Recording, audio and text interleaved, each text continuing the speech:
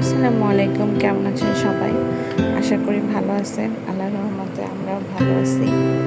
অনেকদিন পর একটা বড় ভিডিও নিয়ে চলে আসলাম। আসলে আমার তো সেরকম ভিডিও করাও হয় না, দেওয়াও হয় না।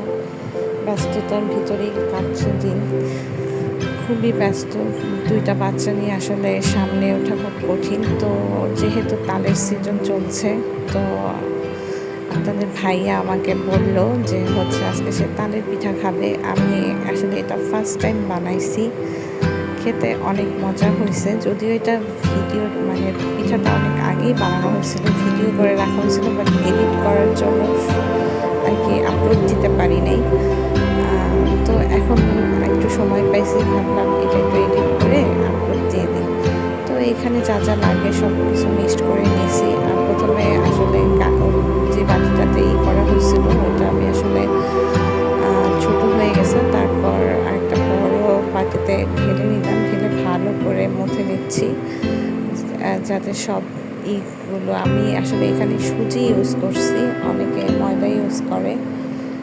তো সুজিটা দিয়ে আসলে কখনো খাওয়া হয়নি, তো এই কারণে আর কি ফার্স্ট টাইম দেখলাম যে সুজি দিয়ে কেমন লাগে। আম্মু এর আগে বানাইলে সাধারণত সুজি আর ময়দা দিয়ে বানাই, এই আর কি।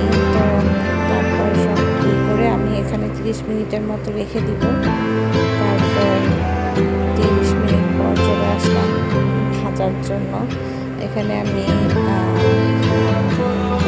তেল গরম করে নিয়েছি, যেহেতু ডোবা তেল লাগে, তেলটা অনেক পরিমাণেই লাগে। তো তেলটা আগে গরম করে নিয়ে তারপরে আস্তে আস্তে করে দিচ্ছি।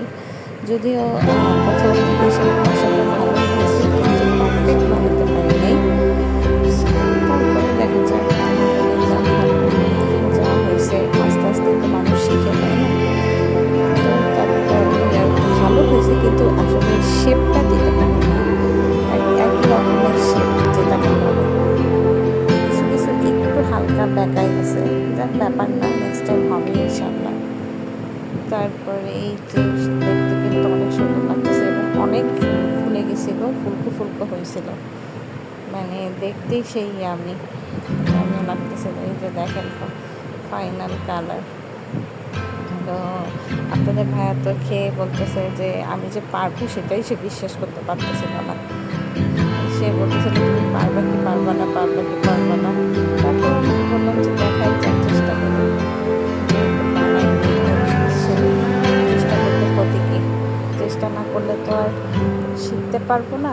তারপর তারপর কি বানিয়ে ফেললাম, হয়ে গেল, ভালোই হয়েছে। এই তো